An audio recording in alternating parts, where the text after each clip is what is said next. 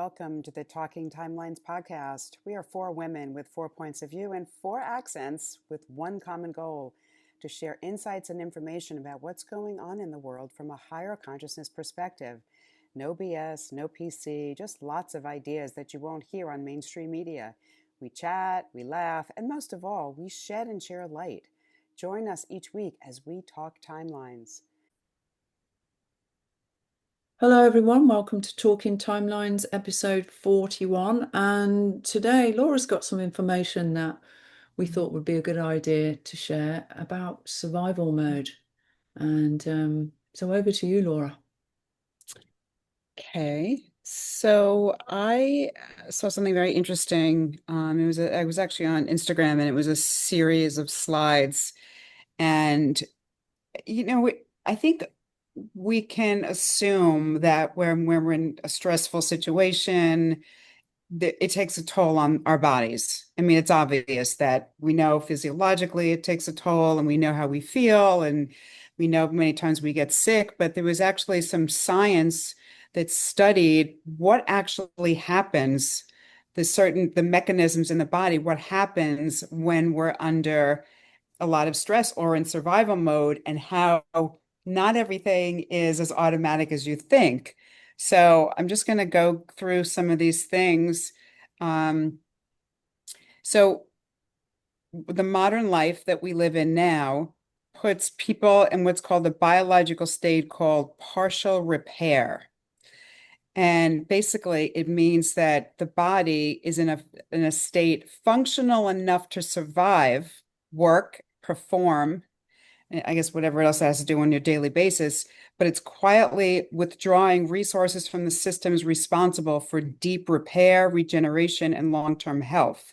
They're saying that this could have long-term implications, but it's not necessarily something that you see kind of happening. It's very small little changes that can lead to things all of a sudden, people developing chronic illness or something happened. It may seem chronic below the surface, but all of a sudden it becomes something pretty paramount. And they did a paper, and they called it, it was actually done in 2026, so it's recent, and they called it energy constraint. And they constructed a pyramid, and they said that the more stress you have, there's a cost for that. So the body protects itself, right? So you have the vital functions happening first: breathing, blood pressure, metabolism.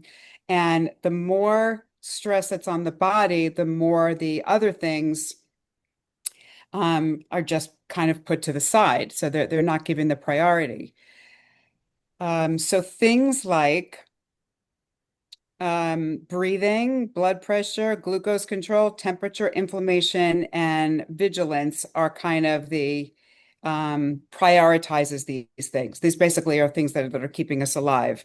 And it says that the body would rather you stay in a damaged state and risk collapse than trying to perfectly repair itself.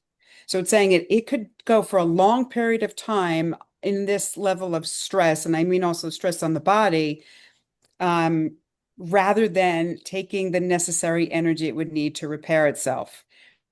And what's really interesting is that there's so many things that we think are automatic, and what this is saying is that people don't realize that these things are not biologic, they're not guaranteed. And I think a lot of people would find this really fascinating, and that's deep sleep, fertility, collagen production, muscle growth, hormonal precision, immune refinement, memory formation, and tissue regeneration.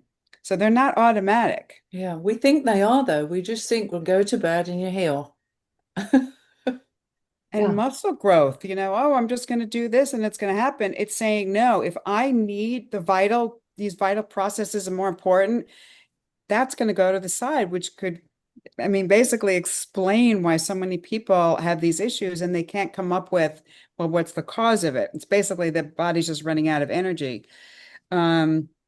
And what's saying is that they're calling it the brutal thing about human biology, which is kind of interesting, is that survival, it's saying, can continue inside the chaos for a very long time, while regeneration quietly begins shutting down underneath it. So you can still function, you can still go to work. they say you can go to the gym, you can earn money, you can do all these things, but the body is postponing the very processes that keep you youthful, resilient, and deeply alive. And then basically it just goes on about, I mean, there's just more about this, but I thought this was so fascinating because we are in basically a lot of us are in a state of survival many times, whether Hmm. it's just look at what's going on in the world. You're living in a place and there's a natural disaster, you're hearing this, or financial, there's so many things right now. Yeah. Now the latest thing is like these ticks, which is a whole other conversation. Uh-huh. But there's so many things going on that our stress levels, if unless people really put things into perspective and know how to maintain it and really focus your energy on really the things that matter, um, many of these processes are happening beneath the surface that people aren't aware of. Yeah, I agree with you completely. It's funny when you were saying like still functioning when you've got this going on, it made me think about functioning alcoholics as well. It's a similar thing, Mhm. like that you just, they can go and keep everything still, all the balls in the air, but underneath it all, there's trauma and there's addiction and stuff like that. Survival is a primal thing as well. Most people don't realize it, that we've got primal fear in our DNA from going back to the saber-toothed tiger days, where we didn't have any of the goodies we've got these days, and we've got primal fear and intergenerational fear in our systems from our ancestors that have been at war and been fighting and all the nasty stuff that used to go on. If you only watch TV shows like Outlander, even a couple of 100 years ago, how dangerous the world was, especially for women. Yeah, we're living also in a very different world than our bodies, I'm going to say, we're designed to live in. The amount of stuff that we're taking in, the amount of information, the amount of stressors, and our bodies do adapt to a lot of things, and that's how it can stay like this. And I remember years ago, I was going to he was a naturopathic doctor. I mean, he was an MD, but anyway, specialized in preventative medicine, and was telling me how the body can take a lot of abuse and Hmm. it adapts. Like, look at the people. There are people that can smoke all their lives, they can eat crap, and the body is just really resilient. Now, that's not saying other things aren't going on Mm. and things are where, like, who knows what their mental health is like. I mean, it could be other things, but our bodies are really, really resilient to survive and they adapt. The thing is that at what cost? Hmm. So you have someone that's not dealing with, just say, for example, who's not dealing with past trauma or there's other stuff. So there's that operating, and then you have all this other external stuff that's coming at them at the same time.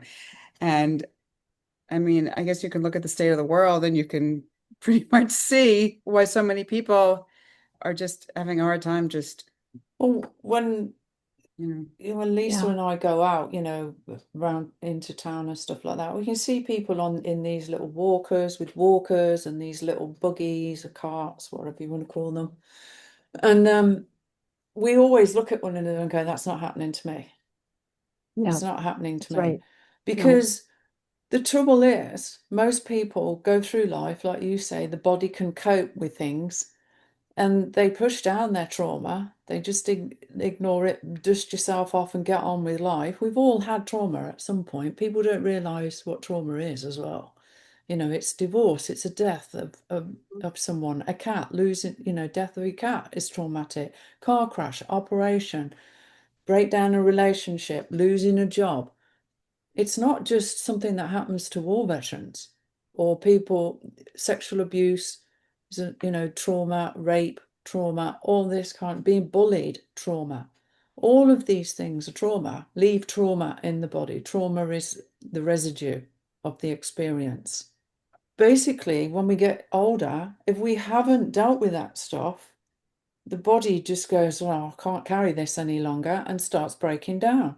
People stiffen up because of the pain of the emotional pain that's stuck in their body starts to stick in their system, like arthritis in the hands as rigidity and inflexibility and stuff like that gets stuck in the hands. I move my hands a lot. I do fan shapes with my hands, and every day I exercise my Yeah. fingers. It's just natural. I do it when I get into bed, do some finger Yeah. exercises, and it's always been natural. And I always pull my knees up to my chest as Mm. tight as I can and stretch my whole spine as well. And that's nobody taught me that. It just feels like a natural thing to do. I also wriggle my ankles when I'm in bed before I go to sleep. I do circles Yeah. with my ankles and stuff like that. And it's not that I'm thinking I must do my exercises. My It body just just does it Yes, naturally. me too. Yeah, same thing. Yeah. The ankle circles and yeah, and the extra, all of a sudden my left leg will stretch and I can hear a little crack or whatever. And it's just like it just keeps wanting to stretch. I just let my body do what it's gonna do. And sometimes I just say, okay, subconscious, higher self, do you take over. Yeah. You take over. And that to me, that when that happens, I get to observe. I only started doing that the last year, and I'm thinking, geez, I wish I started doing this in my 20s. Let the Yeah. subconscious or the higher self take over. Yeah, you can. And your body can start to go into kind of chiropractic adjustments by itself, craniosacral adjustments by itself, by just asking your higher consciousness to bring me back into realignment. And you will find you start, wriggling and clicking Yeah. your shoulders and all sorts of stuff that starts to happen. But what we're getting at here is how, getting stuck in survival mode triggers the fight or flight in the brain, and that's what you were saying, Laura. It's like it's constantly in hypersensitivity, and all your energy is going into that rather than the energy, the life force going into the rest of your body. I don't think people understand just how important it is to get trauma out of your body. Certainly if you don't want to be hunched over or in a walker when you get old, because that's down to inflammation, it's down to trauma stored, it's down to unprocessed grief and sadness that stores in the body. And this big boys don't cry thing is the worst thing you can say to boys, because the tear ducts release it. They do mm, help a lot. I certainly know if I have a good cry over something, that I can feel new energy coming in afterwards. It's like I've emptied a space inside me for new life force energy to come in. It does make a difference. mhm. Yeah, I think this was just really even the trauma what you're talking about is more of someone actually making the decision. Okay, I'm going to clear this stuff out. They're aware of it. But I think even to bring it onto like a daily basis is kind of like you can know what's going on in the world, or maybe you're just dealing with something personally, and just it's your perception of you of how you're viewing these things that are going to determine how your body reacts to it. Hmm. So you could look at something and just say, okay, that just is. I don't have to give it meaning, or I don't have that doesn't have to equal fear, or that doesn't have to equal, catastrophe. Because there's a lot of stuff that you can give your attention to that's going on out there. There's a lot of fear that's intentionally be putting out there that you can just say, hmm. I mean, every once in a while I'll catch myself and someone will say something like, oh, well, there's this thing. And I thought, wow, oh, okay, that, and I just say, first of all, if it is, it is, and you'll deal with it then.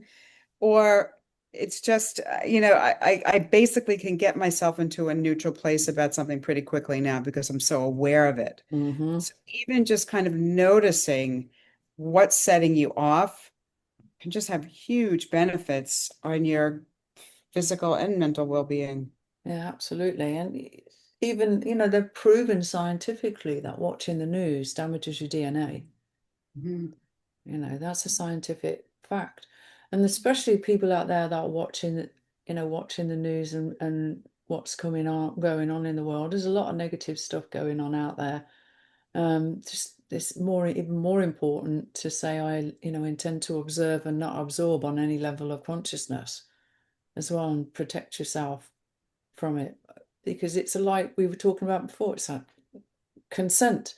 You consent to it if you don't try and block it out. I do not consent is another important thing. I would say things in my morning meditation, like, today I'm only allowing love and bliss into my life.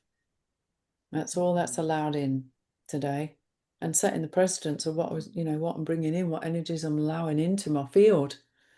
I think trauma repair, trauma treatment, trauma advice should be given out in colleges. When people are 17, 18, they're old enough to understand it. They're old enough to learn how to deal with it. And there could be really simple techniques taught that they could use on themselves quite easily. Instead, what we got? Counselling for life and drugs. There's certainly plenty of fear being put out there at the moment about digital IDs and all this It's other coming stuff. back. Yeah. Yeah. All that stuff, like around the pandemic, 5 years ago, it's coming back. All that fear, like Ebola, and perhaps another pandemic coming. And it's like I just tell people, like, when I receive that in my inbox or in my messenger, I just tell people, Not in my I'm not going to reality. participate in that yet, not in my reality. And so, I'm just not. I sometimes I laugh now when I get it. It's just like, I'm not going to take it seriously just because somebody else is. So Yeah, the thing is, people need to realize, depending on your frequency, your reality is going to be different. And there is definitely two main timelines going on. And one of them is not pretty. You don't want to be on that one because it's going to happen. There is going to be a timeline with this totalitarian stuff and this, pandemic and microchipping and all the other stuff that people have been talking about. Only we can stop it by saying, I do not consent to that, and raising our frequency. And one of my YouTube videos somewhere, if I remember, I'll put the link under this. There's 30 ways to raise your frequency for free. I made a video about it. So I you think it don't was need, more than 30. I think it was like 50. yeah, it was a lot. There's a lot of things you can do to raise your frequency, but it needs to be done. But at the moment, the traumas need to be healed. Well, the thing I think also on top of that is there's so much being put out there to disempower people. So Mm, not only are they afraid, like a lot of the stuff that I'm seeing about these data centers, people are saying nobody wants them, but we can't do anything about it. Like they're taking over. I mean, they said something like 800 Walmarts. mm-hmm. Like, and they're popping up all over, and my wildlife and people that live nearby and all these things. And then you'll see there it says there's nothing we can do about it. Like this thing is like and they're saying, oh, these billionaires who control, they're doing this. So not only are there's fear of, well, what are they doing with these data centers, but we can't do anything about it. And that's basically the same thing with Yeah, the latest virus. The latest thing is that we're not in control, which yeah. also makes us feel really vulnerable. So they're pumping that in also. Well, it's that learned helplessness. Remember when I spoke about learned helplessness a few weeks back about those kids? Well, they gave three. Was it on here, or did I do it in my other Zoom meeting? I thought I said it on here. They split a classroom in two of kids, and on one side they gave them three words and asked them to make them into another word. So, lemon, for example, is melon, right? So they gave one side of the class the words bat, lemon, and cinerama, and the other side of the class the words whirl, slapstick, and cinerama, right? And they asked them to change some anagrams into other words. Well, it was a trick question because some of the words you can't do. So the word world you couldn't do, for example. So then they got everyone to put their hands up who got three right, who got two right, or whatever. And they asked the people that only got two right or one right how they felt when they seen the other side of the room. They all got all three because they were easy words, right? And they said, felt stupid, felt embarrassed, and so on and so forth. That's called learned helplessness. Mm-hmm. And it's a yeah. thing because you feel you can't do anything. You've been taught to be helpless because you haven't been given the tools. But we give people tools every week on this show, sun gazing, listening to Mozart cancels mind control. So does smoking weed, actually, but that's another Wait, reason it was smoking banned. weed Cancels cancels mind mind. control. It expands your consciousness. Yeah, but smoking weed also can allow other lower, I thought it could allow lower frequencies to come in. It can, but then again, you're dealing Then with it doesn't it fragment your field, if I'm using the right term. I heard it can do smoking. that. Smoking opens up holes in your aura for sure. That's what I meant. Yeah, but if you're doing it in a with lighting candles and protection around you, you're going to be fine. But it expands people's consciousness. That's another reason it was criminalized, and it cancels mind control because the consciousness, the mental layer is the one that's controlled. That's why people are on their phones, swipe, swipe, swipe, keep them in the mental layer, the blue layer. But when you Mm. go outside that into into the violet and the higher levels, which is what weed does, it expands you into. This is why people that get stoned start talking about the universe and what the meaning of life and all this other stuff, because they've gone into another realm of consciousness that makes them think more. And it's also very good on a lot of different health levels as well for people. I didn't think we'd end up talking about weed today, but there you go. Weed and mushrooms. They're even using LSD in the police force to heal PTSD in America now. Oh, it's about Um, time. yeah, and they've decriminalized mushrooms here in Canada for personal use as well. They do make a big difference. They cleanse the consciousness, which is the programs in the machine that create Yeah. reality, and trauma are programs. Mm. So as long as they're being done with respect and with protection and in ceremony in the right way, then there's a lot of good is going to come from them. And I really think that they are the medicine of the future. But I mean, I've sidetracked here because we were talking about learned helplessness. And I think learned helplessness is possibly something we've all experienced when we were at school, when we were young. I don't think anyone, unless you're like super, super smart, went through school and at some point either couldn't put their hand up or put their hand up, got it wrong, felt stupid in front of the class, or was put down by a teacher.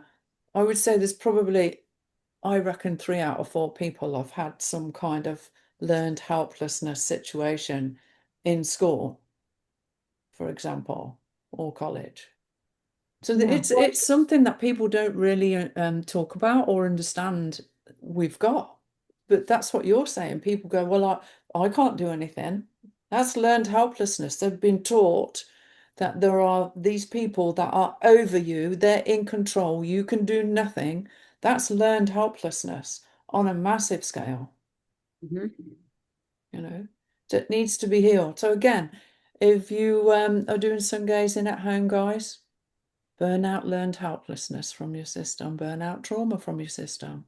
Ask your higher consciousness to release it for you and fill that space with, pure source energy, life force, and replace it through the sun. It's the easiest way to do it anyway. Okay. Anything else come to mind? How about like we've been talking a lot about trauma. So could you just mention for everybody where they can find like 50 ways to raise your frequency, and also where else can they what like because when they need to like kind of lighten the load with what their past lives may have accumulated for trauma. Some people don't know where to start. So what do you recommend for that, ladies? Okay, Laura, you go first. Well, I mean, it's the work that Janine and I do. So if you know you have trauma, like you consciously know, a lot of my clients have had early childhood sexual abuse. I mean, a majority of them, it's really heartbreaking.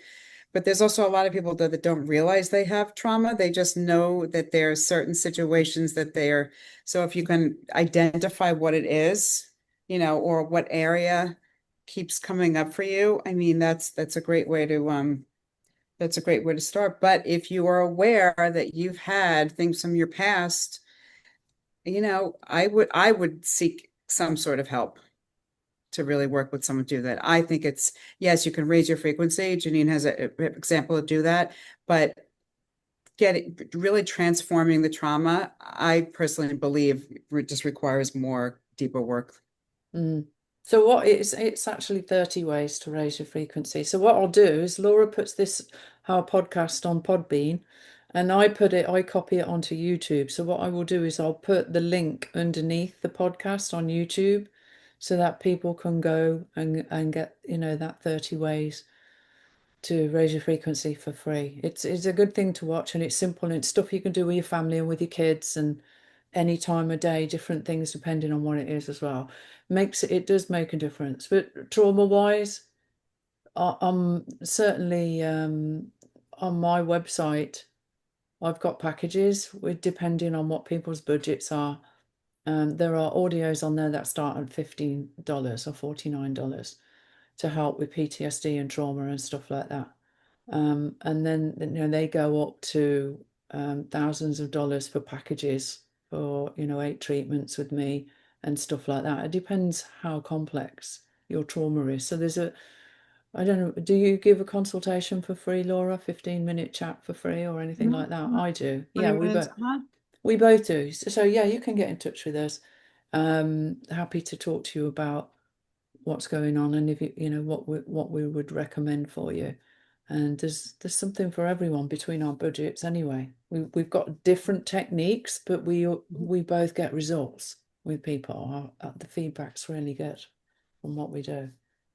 Well, the other thing I just wanted to touch on while we're talking about trauma is birth trauma. I made a YouTube video about birth trauma as well, because people going, oh, I haven't got any trauma, they're rich, they've got everything, everything you could ever wish for. I haven't got any trauma. Well, birth is traumatic. Being born is traumatic. It's to your soul, because mainly it comes from the light through the birth canal into this world and looks around the room and generally sees nurses and And bright midwives lights and and metal yeah, equipment and and it's being shaken around and slapped on the backside, and your soul is like, oh, here we go again. Here comes the suffering and the trauma, because it's got memories of every lifetime you've ever had. And even though your human part has been wiped, your soul doesn't get wiped. Your soul's got all the knowledge of everything you've experienced. So just being born is traumatic. and then some people have real birth trauma on top of that.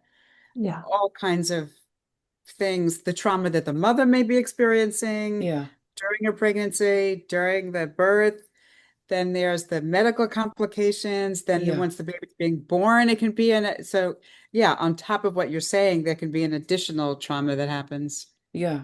And plus the drugs as well. I mean, when I had my son, I had an epidural. Knowing what I know now, I wouldn't have had it. I would have, tried something else, because I didn't at the time. Nobody said to me, your baby's going to have this epidural going into their bloodstream. Mm. You don't even think about that. And people that have had cesareans, when the baby comes down the birth canal, this is all in the video. When it comes down the birth canal, the inside of the vaginal walls massages the baby's vagus system, their body, as they're coming through, they're wriggling through.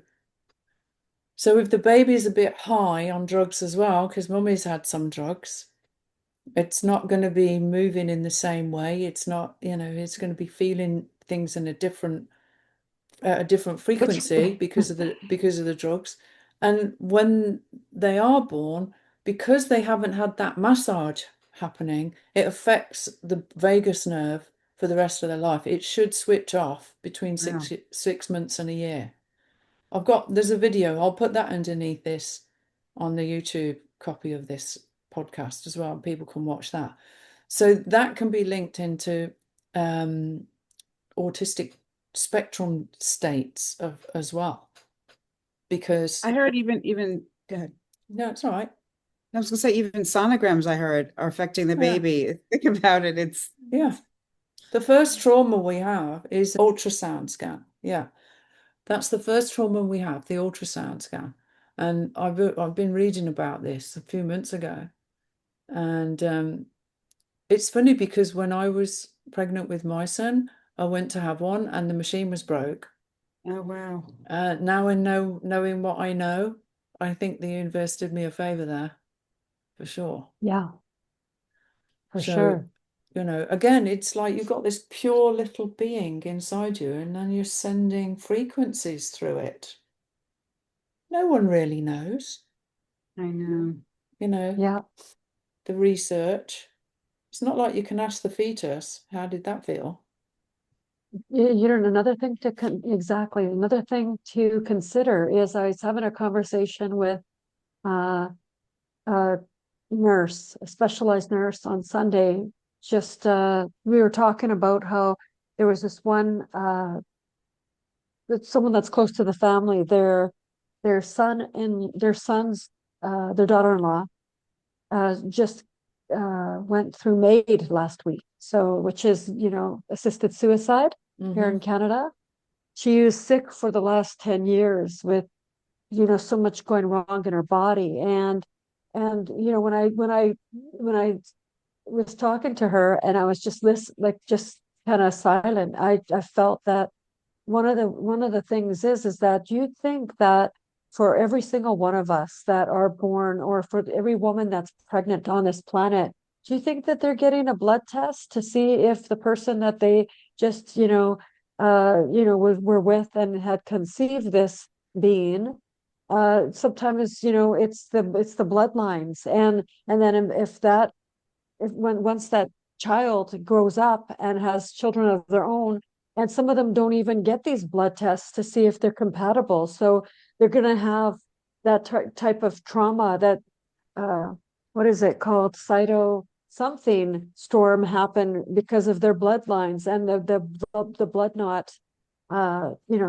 they're not compatible.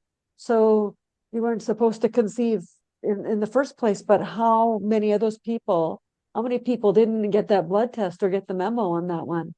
So I think that also is something to be taken into consideration too, Mm. is, some that just from the moment that they're born, or young person, you know, 7, 8 years old, they're just having all these health problems, and it could be because of that, the bloodlines. Mm-hmm. Yeah, it's complicated, isn't it? Yeah, there's much to consider out Yeah, there. yeah. More education's needed for sure on the energetic side of relationships, sex, having children. When you go back, when I read the Anastasia books, very interesting books. There's 9. I've read 7.5 of the 9 books. And back in the day when people wanted to come together, it was something that started as young as, the girls would be making a shirt, embroidering a shirt for years. That would be for the husband, that they would meet. So even when they were young girls, like 10 Yeah. years old, they would be learning, and working on this shirt for their husband that they might meet in, 10 years' time. And it taught them all these skills.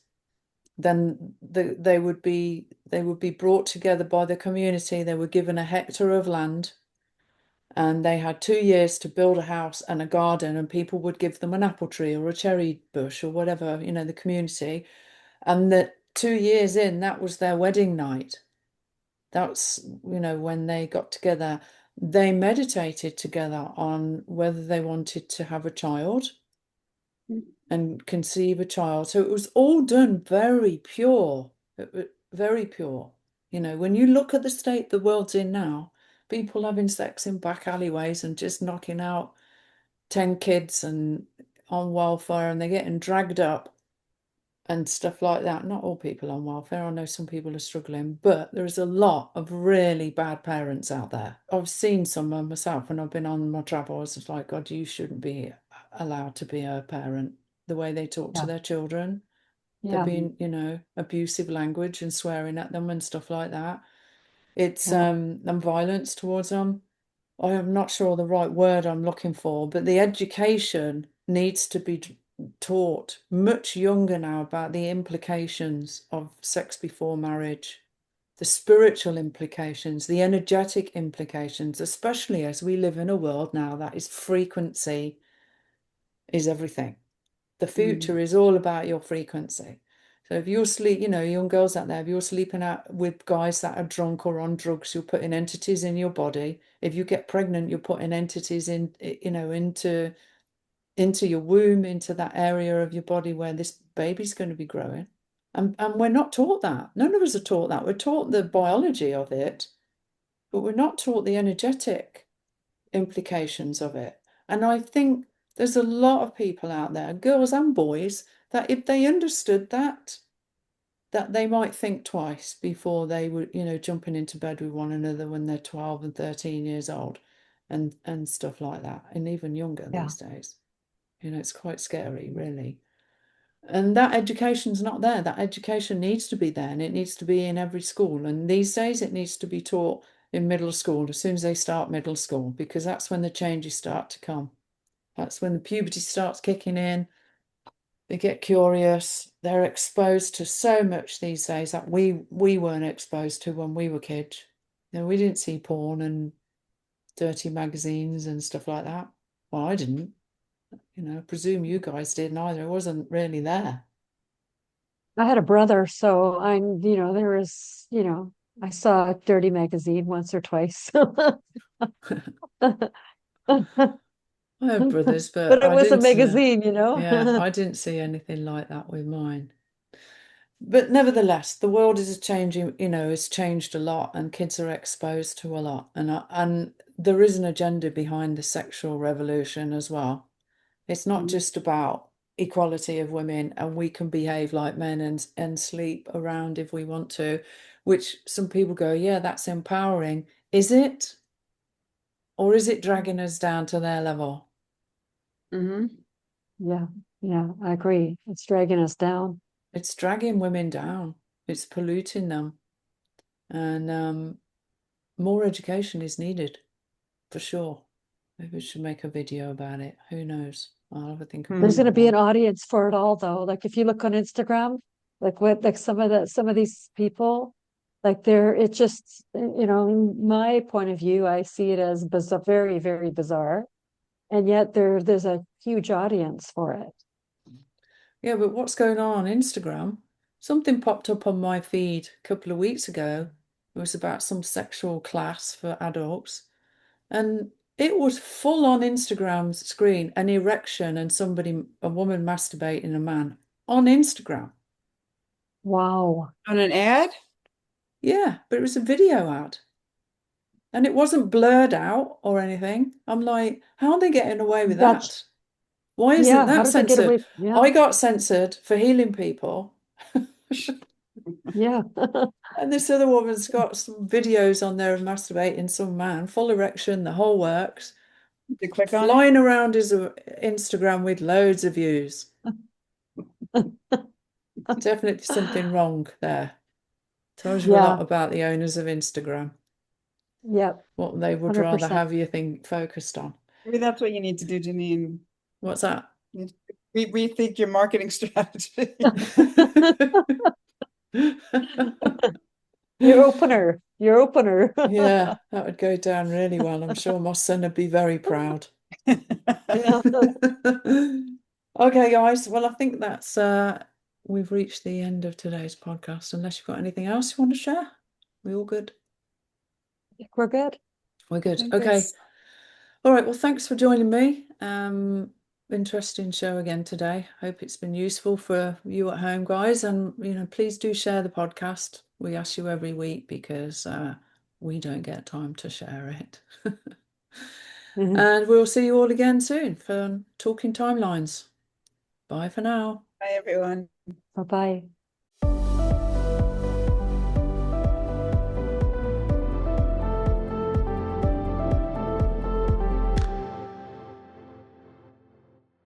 Disclaimer: the content in this podcast is intended for educational and informational purposes only. The views, opinions, and information shared do not necessarily represent those of the hosts, but is provided for additional perspectives. None of the hosts are medical professionals, so we do not dispense medical advice. Please consult your healthcare professional for any health-related issues. And thank you for listening to Talking Timelines.